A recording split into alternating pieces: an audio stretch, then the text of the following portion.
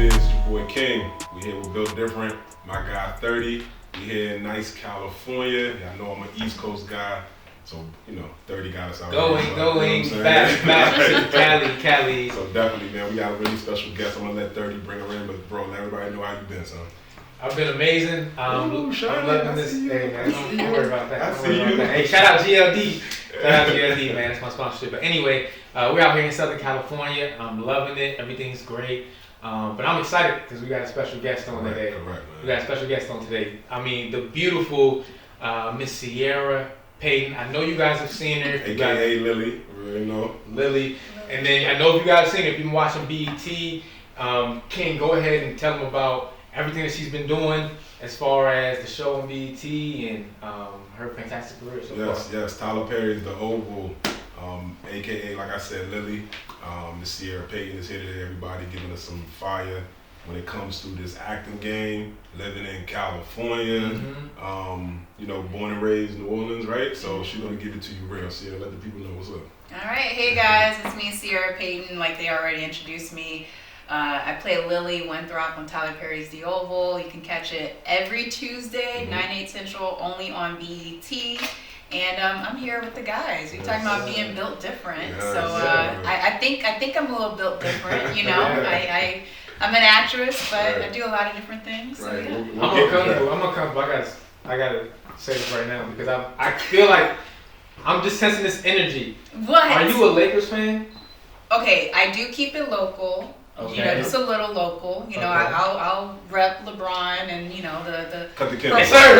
But I gotta say this though. I am from New Orleans, so I am a Pelican fan, and I am repping for the Pelicans all the way. But that okay. But we're not. Hold on. Before we get into your career, we're gonna address this really quick. okay, what is it? So, okay. What we addressing? You've been in you've been in California for 12 years. Yes, right? yes. And the first name you call is LeBron. Yes, sir. Okay, look, let me tell you something. You was right. You said the first name.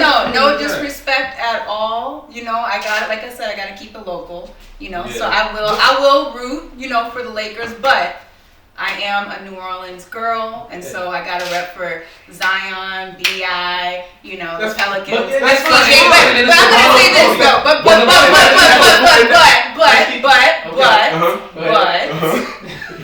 All right. Yeah. The only person that ever shut up. Young men.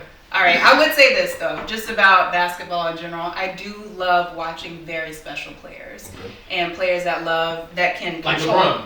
Yes, like LeBron, but Kobe for sure. For sure, Kobe. Like, come on. Yeah. But I love watching very special players that can control the game. Like, Chris Paul. I followed his whole journey, with the Hornets, and then he wasn't with the Pelicans, but with the Suns, and so.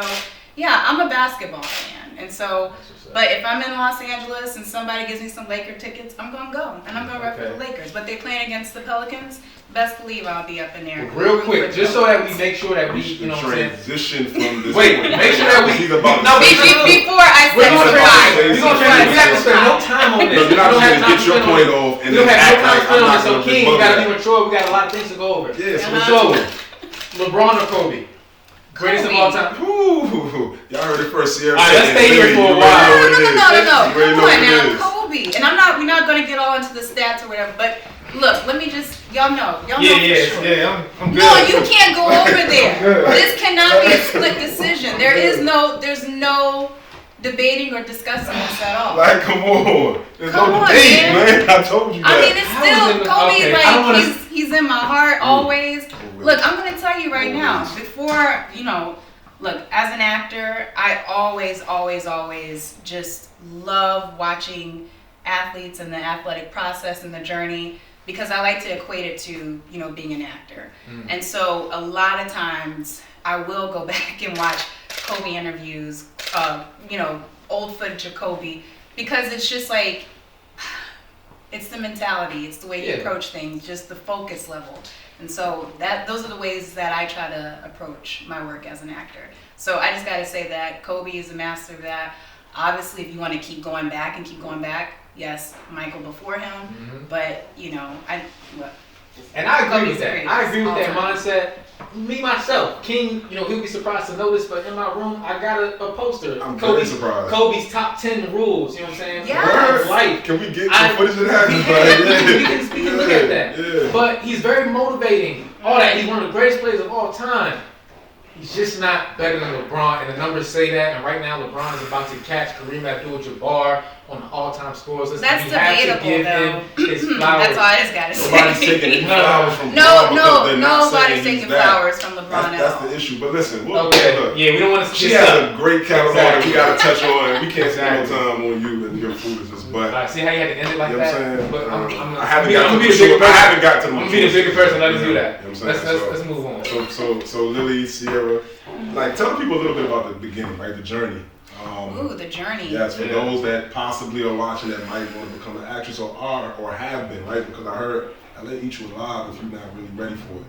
So. I mean, I'll touch on that a little bit, Okay. But I would say for me, my acting journey, started from childhood, and I think for me, I just was really drawn to it because I learned how to take a lot of, adversity and really channel it into creativity, So growing up in New Orleans, we lived in the third ward of New Orleans. I lived with my father and, my two aunts and my grandmother. And, there were a lot of difficult times. It was an amazing childhood, but there were a lot of challenges. And so I think for me, just experiencing a lot of that, naturally led me to navigate towards being creative.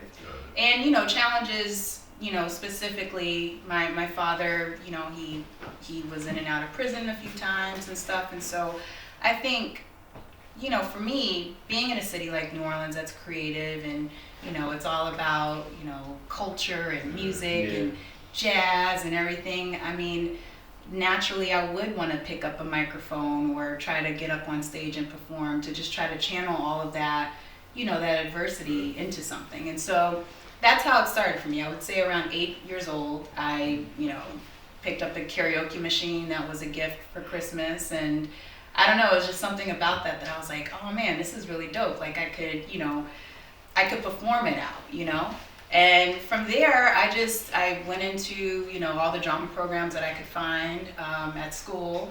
Then I ended up going to New Orleans Center for Creative Arts, which is NOCA. Anthony Mackie went there, Wendell Pierce went there, and we got tons of musicians that went there as well. And, when I got to that school for high school, I had a lot of great teachers there who were just wonderful mentors. They knew what was going on at home with me, and they just wanted me to just really utilize whatever I was going through and just put it out on stage, and I just remember a teacher was always talking about that with us, with all the students. It's like, you're going to either pick up a gun or you're going to pick up a trumpet or you're going to pick up a paintbrush or you're going to pick up a microphone and you're going to get up on stage. And he was always like, this is where I want you guys to channel that energy into, not into, violence or anything like that. And so, I don't know, it just always stuck with me. And so when I started really, using my voice and using my creativity to express myself, I loved it. I loved everything about it. And I was like, all right, I think I'm going to try to take this seriously and try to really, go for it. And so I did. I ended up going to college. I went to North Carolina School of the Arts. And while I was in college, Hurricane Katrina had happened. Right. And I was actually home in New Orleans during Hurricane Katrina. I ended up evacuating, going to Baton Rouge. And I was separated from my family for about 13 days. I didn't know if my mom and my little brother were alive or anything. We didn't have any, phone communication, nothing. I was just staying at my friend's place on LSU's campus. And I just remember, it was such a devastating time, to experience something like that. And so my school wired me some money to, drive myself back to North Carolina. Finally got there, got in touch with my family, and, eventually they ended up moving to North Carolina. But that Hurricane Katrina experience for me really made me question if I wanted to be an actor or not. Because I saw everything that was happening on TV. I knew I wanted to be of service in some kind of way. I wanted to contribute to the world in some kind of way, and I wasn't sure if being an actor was going to do that, especially after seeing so much, devastation and, trauma and stress on TV. And so I left school. I was like, I don't think I want to do this. I think I want to be a doctor or go into the medical field some kind of way. I went down to New Orleans, literally sitting in New Orleans with my older brother eating a po' boy, shrimp po' boy, and I get a call from an agent. And she's like, hey, Steven Seagal is in town and he's auditioning for his next movie and you'd be great for this role, please go to the audition. And I was like, I'm not acting anymore, I'm done, I'm good, but thank you so much. So she literally calls me again and I'm like ignoring her calls, so she's calling. And I'm like, all right, I'll go. But I'm like, I'm not really going, And so about an hour or so passed and she just like keeps blowing up my phone and she's like, Ciera, please go. This is the address, you have to go. So long story short, I end up going. I go to the audition. I audition for the casting director. Then they ask me to, come back in a few hours to audition for, Steven or whatever. And I did. And then a couple weeks later, I found out that I get this role. And so, the only reason I tell that story to kind of tell a little bit about my journey was my first acting role was the female lead in an action movie with Steven Seagal, playing a woman, a CIA agent who's like tough, kicking butt, all this stuff, and just is like all up in her strength and all up in her like, womanhood, And I share that because that was really, I would say, the real start of my journey from going like, I don't know if I'm being of service doing this. I don't know if I'm contributing anything in the world of being an actor, to literally being thrust into an action role and stepping out of my vulnerability and into, a woman of strength and, shooting guns and all this stuff, And so, that experience for me was like, okay, it validated me, obviously, to be like, okay, I think this is what you're meant to do. And I felt that, was a sign from God, being like, hey. And from there, I just was like, all right, I literally went from like rejecting this whole thing to being thrust into doing it. And so I'm going to stick with it. I'm going to hang with it. And so that was 2006. And, ever since then, I've, been doing it. And it's definitely been a roller coaster of a ride. I've had some amazing highs and some horrific lows, as in anything in life that you go after, right? Like, it's not going to always be green grass and blooming flowers all the time. I definitely, I've experienced all facets of it. And so, I just, I don't know, I've kept the focus, kept my mama mentality all throughout. And so, and so, when people come out here to LA and they're like, I want to be an actor. And it's like the first rejection they get, they're like, oh no, I'm ready to get out. And it's like, no, you got to stick with this thing. You got to stick with it. And so, that's what my journey has been about. Just rolling with it, trying to figure out how I could, maintain my sanity throughout of it and just enjoy the journey, And what goes into, because you spoke about that role as a CIA agent and shooting guns and all that strength. And I'm sure you're strong as well, just you, Ciera, the person. But what goes into when you have a role like that, the preparation? You hear about different things like method acting, all type of stuff. What's your strategy? My process is very focused. Like I said, I feel like I have more of an athlete mindset when I approach the work. And it's just like sitting down, breaking the script down, I read the script however many times I can from front to back. I want to just like know what this whole world is all about. And then if there's things in the script or in the world that I don't know about, I'm going to research as best as I can. I'm going to, call up people, ask questions, watch YouTube, whatever I can do. But, for me, it's just really immersing myself in this imaginary world as best as I could. And then, I definitely break down the character of like, okay, what are they saying about the character? Who is this character? What are they doing? Where do they fit into the story? But then for myself, I'm like, okay, if this character is scared, or if this character she can't show vulnerability in this moment, or she's a fighter or whatever, I try to tap into those areas in my life where I've experienced something similar, like, for example, that first movie. No, I never been to Afghanistan or anything like that, but I know what it's like to stand up for myself. I know what it's like to try to, fight for my people or for a greater cause, just as what I felt like I wanted to do during Hurricane Katrina. And so that's the type of energy that I tried to really bring to that character. And then also, just who I am personally, or just like now as I'm talking to you, I try to bring some of those things to the character. What makes them smile, what makes them laugh, what makes them, want to lean over and touch someone or something, or give a hug, So I just try to fill in as much as I can with the characters. So my process, like I said at first, it's very focused. I mean, I put myself away in my office for hours, at a time throughout the day. I turn my phone off, no social media, nothing like that. My guy, like, he knows, like, all right, she's up in there working, let me leave her alone, And I try to, I just try to get into the world as best as I can. I'm not a method actor, but I would say I'm just very focused. And I think a lot of my castmates, even on the Oval, can attest to that. Like, when I'm on set, and especially if I'm doing like high emotional scenes and I'm crying and stuff, I'm not gonna be on the side like chatting and talking about, who wore what at the VMAs or whatever, like I'm gonna be like right here in my zone, got my headphones on. The minute, Tyler calls us down to set, and I still got my headphones on. When he yells action, everything's off. Boom, I'm Lily, I'm there. You want the tears, you want whatever, it's right here, So I just try to stay really focused and just in the zone as best as I can. And then afterwards, it's like, all right, what were y'all talking about earlier? What we eat for dinner, So that's how I really approach it, So let's stay on the topic real quick of the type of what goes into the craft. Is there something or specific roles that you will do or that you won't do? Because a lot of people you hear about Will Smith and his role of, having to kiss a man, and all of these actors and actresses that have to take, well, not necessarily have to, but take this role for a greater good.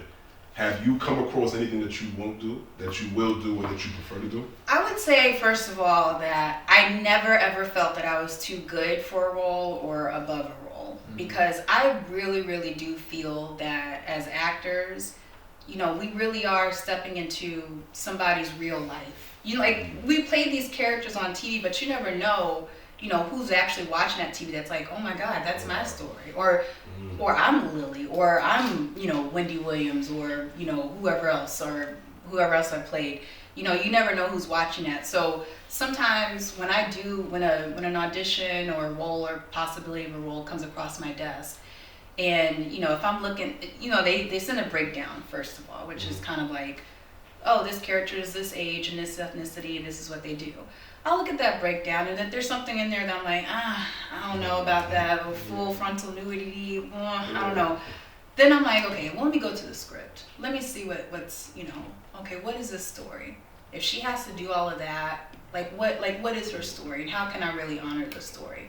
And if I feel like I can't, then yeah, I'll be like, okay, let me pass. But right now in my career, I don't have any absolute no's at all, but I will analyze everything that comes across and be like, okay, if I can do this thing justice, yeah, count me in. But if I can't, if I feel like, I don't know what I could bring to that, or, I might not execute that the right way, or I may not be exactly what you're looking for, what you think that you're looking for out of me, yeah, I'll gracefully bow out. But I'm not, I don't know, I love stepping into people's shoes, and so I'm not like, oh no, you would never see me do that. Right. I'm not that type of person at all. So yeah. Right. I got a question, because in my experience, I'm on social media, and I play like a coach character, and sometimes when I'm making my videos, there's a lot of takes that goes into it. Sometimes I gotta get something right. I gotta get a certain phrase right. I gotta get a certain emotion right when I'm doing it. Now I'm by myself with my own camera, filming myself. Are there experiences with you where you're working on the set, you're with a director, and y'all just can't get something right, or with any time was there a bad experience like that for you? Oh yeah, I think that's the beauty of it when you're collaborating with a lot of different people too, is that you can find ways to really sit down and collaborate, Now a lot of times, especially when we're working on the Oval, Tyler only gives us one take. So that's why I'm in the zone. Like, that's why I'm like, don't come to me talking about anything that have nothing to do with this next scene that I'm doing because, you know.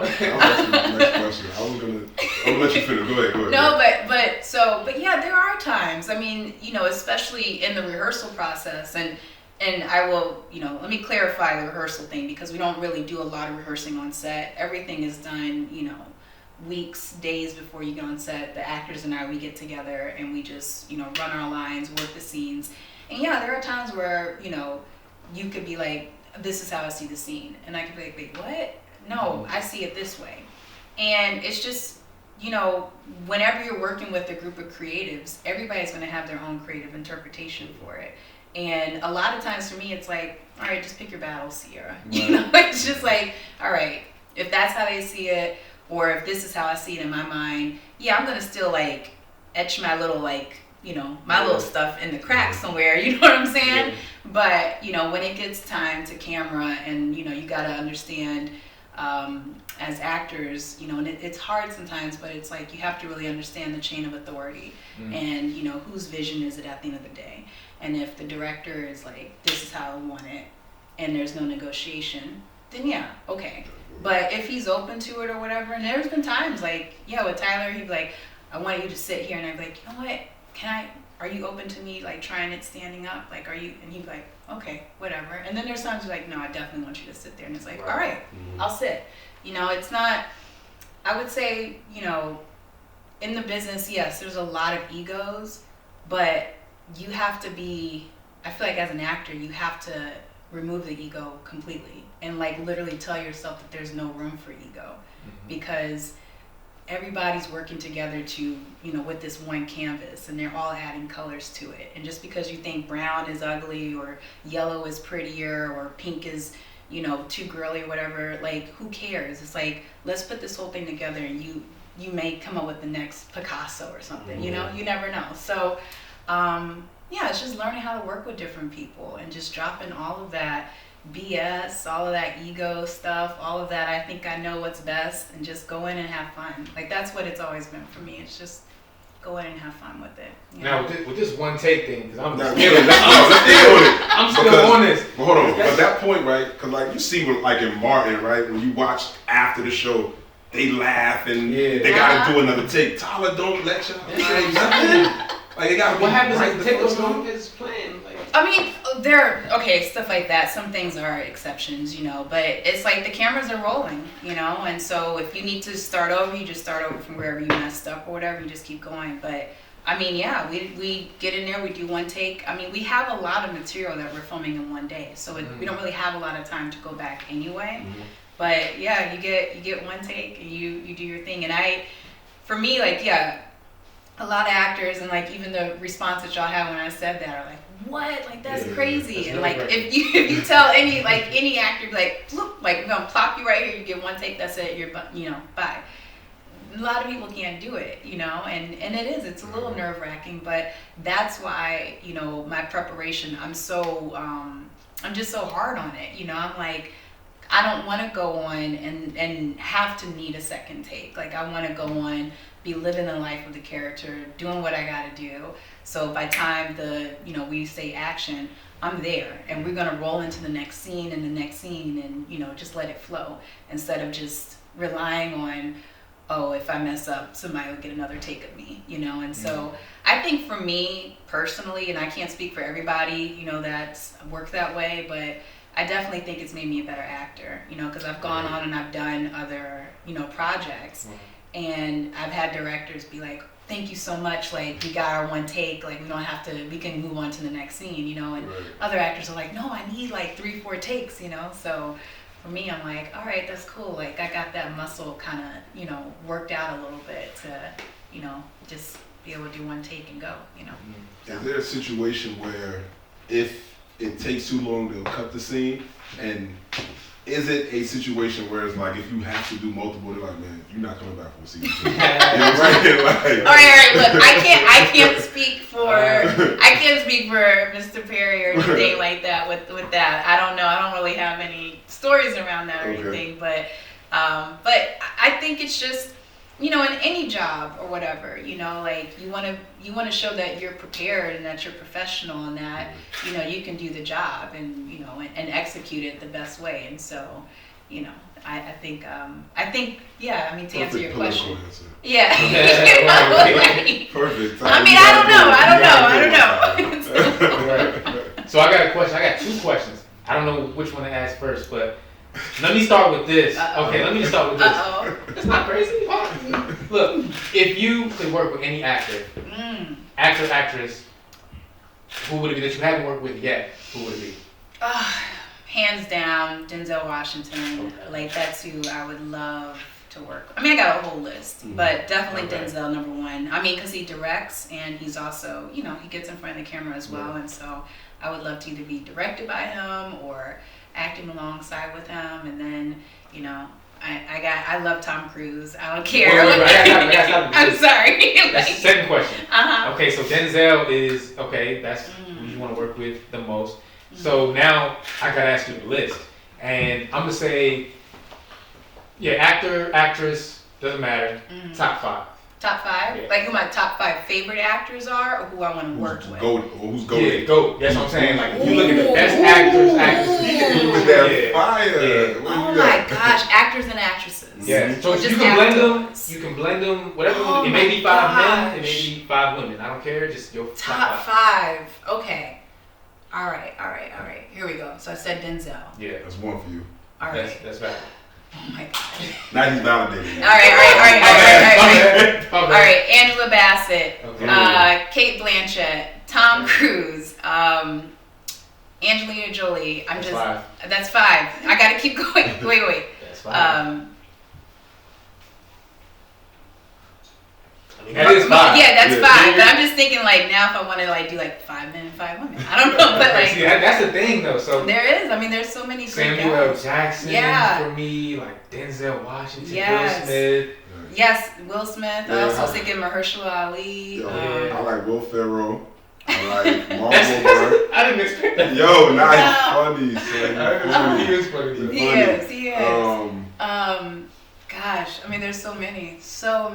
I'm just like, yeah. Viola Davis. Yeah. I love her. Yeah. Viola Davis, big time. Damn. She's awesome. What's her name? Viola Davis. No, it's, hey, look. I said Violetta. No, I thought you said Violetta. Nah, I think that was your mind. Viola Davis for sure. Yeah, I mean, gosh. It's a lot. I mean, I just think about like her, like I said, Angela Bassett. I mean, the list goes. I mean, Halle Berry. I love Halle Berry. Let me ask you a question. Is Denzel a crush of yours? That's why you want to work? Because you know, that's man. Well, we're talking about crushes. No, I forgot to say Idris Elba too. Oh, right. So, because you know, I know exactly. Come on now. Man, we listen. But the only reason I'm asking you that is because let me finish this. It's because you know that's always the female answer, right? You know what I'm saying? Not that it's a wrong one. Denzel's goated. No, right? I mean, listen. I mean, okay, whatever. Let's get out the way. Like, he's a very handsome man. That's for sure. But I'm like, I always. He's a handsome man, King. Cool, man. Sorry. No. Look, sorry. Look for the ladies out there, right? But get this man. So. But every time I watch him on screen, and even the other actors that I mentioned as well, it's like that's why they're, you know, the greats, and that's why they've sold out all the box offices and, you know, done all these things, because there's that focus there, there's that light, there's that energy, there's that charisma. And I'm like, man, if I can only just be in the presence of that and be able to watch that and work with that, I already know that it's just going to elevate my game even more. And that's the one thing that I love about watching Denzel. It's like, there's no matter who he's in a scene with, if they've been around for a while or if they're a brand new actor. I mean, he's bringing them up. Like, you know what I'm saying? Like, he's gonna do his Denzel thing. He's gonna look them in the eye. He's gonna do a little mouth acting. You know, everything. And the other person's gonna be like, oh, you know, it's like you can't help but to react off of that. And that's really, you know, for me, that's what acting is just really reacting truthfully, naturally. You know, being yourself as a character under given circumstances. And I just feel like Denzel, he does that. He's just perfect. See, I have an unpopular opinion on Denzel. And the thing is, He's in my top 5. I just told y'all that, right? But the thing about Denzel, why I would have somebody like Will Smith or Samuel L. Jackson ranked above him, is for this reason. I feel like every time I watch Denzel, any movie, I feel like I'm watching Denzel. Really? Do y'all get that? Like, I always feel like in that movie. Not watching. Yeah. What's John, like whoever the character was in John Q. That's what I'm saying. Like, you see somebody like Johnny Depp. Like, sometimes I forget that it's even Johnny Depp. Like, they're like, oh, that was Johnny Depp. I'm like, whoa. I mean, like, all this, he does a lot with makeup and does all that stuff. But I just think that their range is just a lot more. Don't have that wide of a range. Wait. That's when you look. I lost y'all. A little bit, yeah. I didn't say I'm sorry, but you're right. More, he doesn't have Morgans and Will, Samuel. Wait, no. Like, what's come on? No. What's like the different? I just always feel like it's Denzel. It's Denzel. Did you see Fences? Now it's Denzel. Did you see Training Day? Yes. You saw Training Day. Did you see Flight? Flight? Denzel flying the Flight. It was Denzel flying. I was so moved by Flight. Like, yes, he has great performances, but it's always Denzel. Like he's I don't know. I gotta disagree. Doesn't that mean he takes the character on? Doesn't that mean he takes the character on? It means he leaves a lot of himself. You talking about the mouth movement and thank you. It's in every character. So you're thinking something. But you know what I wonder about this though? This is an interesting conversation though. I think I see that. You ain't seen he got game? Nah. Why you moving around like that? All right, no. As soon as the camera cuts, you need to be watching. You need to write your little list out, watch all these Denzel movies. But you know, I wonder about this though sometimes, because you know people do think that about certain actors. Like, oh, every time I see that actor on something, they're the actor, you know. Mm-hmm. But I wonder if it's because when people get like super famous like that like we've seen their face so many times, so we're used to seeing, you know, them. And like somebody like you said, like Johnny Depp, they're doing like the prosthetics and the makeup and stuff like that to really transform. But you know, like a Denzel or a Tom Cruise or whatever, like I just wonder if it's because we've seen them so many times that like now we know, like when we see them in a movie, we're seeing them in a movie. But to me, I do feel like I see the characters that they're executing. The only comparison would ever be Will Smith, I think. I think he's the only one that can come close to matching Denzel on any level. But, I mean, Denzel. I mean, I don't think you can go wrong either way. But if you had to pick one like Denzel, I mean, longevity plays a part, right? Because he, you know, more content. And, he's Denzel for a reason, son. I mean, but like, think about the differences between, like, I just brought up Tom Hanks' name. Okay. Think about the difference between the character of like Forrest Gump from what's the thriller movie that Tom Hanks was in? With that where he's a ghost. No. We got Bruce Willis? I'm tripping. Wait, okay, but forget it. So wasn't he on the sea when he was in the sea? When he was Castaway. No. It wasn't Castaway where the refugees took over the boat. Oh, I didn't see that one, but Captain Phillips. Captain Phillips. So that's my point. It's just the stark differences between those characters where it's like he's a completely new person. But Forrest Gump, like think about that character and how different that character is. I don't see that character. Well, Forrest Gump was a very exceptional character, I gotta say. Because that was the way that was written. You had to really transform, I would say. Anybody who played Forrest Gump had to transform into Forrest Gump. And I don't think one role makes you have a wider range though. So outside he took that on. And like Will Smith, like some radio. Prince, we saw Fresh Prince, we see Comedy Will, and then we see Hancock Will, it's also comedy. We see I Am Legend Will. We see Will kissing a dude Will. Will is So I think like even in the John Q movie with Denzel, when he had to literally not break down, but the depths. Again, you're not a father, but to get into that possibly losing your son, that might seem basic. Yes, no. But don't get me wrong, his performances are amazing, and that's why he's a legend. You just don't think he can't be no Forrest Gump or radio. That's what I'm saying. Oh man. That's what I'm saying. I just don't think he had to. You saying he didn't have to? I'm saying he hasn't done it. He hasn't showed me that. And that's no, he definitely has range. Think about Samuel L. Jackson. You think about that range. It's crazy. He plays all types of different characters. You see what I'm saying? Like, but you don't still see Samuel in some of those characters? Yes, you know what I'm saying? You see. That's what I'm saying. Like Mother Effer, Samuel, you know what I'm saying? But we see the actors and the characters. But I don't know. I'm just speaking to the magic of Denzel and the magic of the other actors that I mentioned. It's just like when you're in that movie theater and they're, taking up, I don't know, whatever, 100 feet, whatever of the screen, like you feel their presence, like you see their magic and their light, and you're like, dang, he's really, like you're talking about feeling like losing his son. He really feels that right there, and so, I don't know, as an actor, I'm like, man, and he knows how to do so much. I don't remember. Yeah. I'm just saying, like, he knows how to do so much with so little, and it's just like sometimes, especially in today's time, I think a lot of new actors too are like, they want all these lines, they want to do all this, like juicy roles and juicy content, and literally like Denzel could just like sit there and just stare at you, and you're like, wait, what the heck is he thinking right now? But and it's like you can see it all.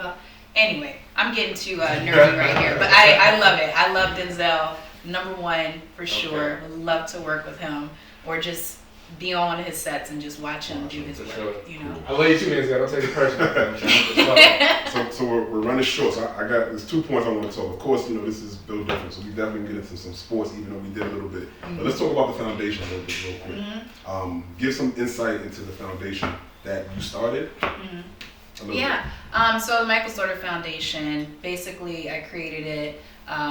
It started off as a program. It started in 2013.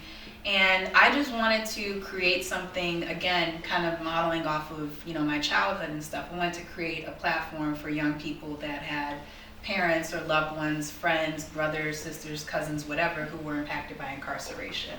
And I just wanted to give them a platform to be able to use creativity to, be a healthier medium rather than, getting involved in the streets or whatever. And so 2013, I applied for a grant from the city of Los Angeles. They funded it, and we have been going ever since. And then during the pandemic, I filed all the paperwork to become an official nonprofit organization. And so we were able to do that. And so it's called the Michael Sorter Foundation. And I named it that because I did a one-woman show talking about my experience of having a father incarcerated, and it was called Michael Sorter. So, from there, I got to say this about the play, though. I did the play, and after, every time I would perform the play, I would have people of all walks of life, like, come up to me and be like, oh my gosh, like, you're telling my story. And I just remember being so shocked by that, because I think whenever we think about mass incarceration, it's always like our people, or, Latinx community. But when I tell you I did this play, I had, white people coming up to me, Asians, like just all different walks of life, talking about how, the incarceration of a loved one impacted them. And so I just wanted to kind of keep carrying that, model of using, creativity, giving it a platform to young people and allowing them to tell their stories. And so this, in 2023, we are going to be starting up new programs in 2 different schools, and the kids are going to be able to, not necessarily highlight their adversities or anything like that, but just get exposed to filmmaking, get exposed to, acting, get exposed to writing, and create their own short films, and let it be whatever they want it to be about. And, hopefully, open up their eyes or inspire them to, go into the entertainment industry and, change the face of it. So. And possibly have you mentored? Yeah, definitely. Yeah. So, that's what I do with the program anyway. I'm in there teaching, in the classrooms and stuff, or, showing up, making sure that, everything's running smooth and everything. But so it's all about, I don't know, a lot of it is giving back, but it's also just really trying to help young people in the next generation just know, like, you're not defined by whatever your circumstances are. And you know, if you came from something that was rough or whatever, you don't have to stay there. You don't always have to carry that with you. You know, you can really blossom into, you know, something different and you know, really transform your life. So it's all, you know, like I said, I put my little messages in the cracks somewhere, you know, and it's all about just, you know, self-improvement, you know, self-empowerment, and yeah, just elevating. So yeah. That's what's up. Now, as we start to come to a close, I want to look towards the future for you, and I always ask multiple questions. let me start with this. Are there any biopics of anybody that you can think of that you really want to take on? That's one. Number two, are there any? Well, as far as you, do you want to move into maybe creating your own movies, directing? Something in that space, and then if you just close it off with, you know, there's a lot. Just remind me if I forget. You know, advice to actresses coming up, something that you leave them with that they can take and use. All right, these are really, really good questions. I love them. Biopics, I would love. There's 3, so I would love to play Lena Horne or Pam Grier. Okay. Or Nefertiti. Ooh, that's a good one. So yeah, those are my 3. And then would I like to move into the space of getting behind the camera? Absolutely. Yeah. I mean, there's so many stories I want to tell, and so many stories of my own that I want to tell. And so I would love to get into that space of producing, writing, directing. I do feel like I have all these hats on anyway, so whenever I get on set as an actor, it's bad sometimes because I can see all the fires that need to be put out, you know, and I'm just like, stay focused here, like don't try to, you know, don't try to produce right now, you know. But yeah, I would love to transition into that eventually, or still do both. I mean, you don't have to be just doing one thing, you know. So yeah.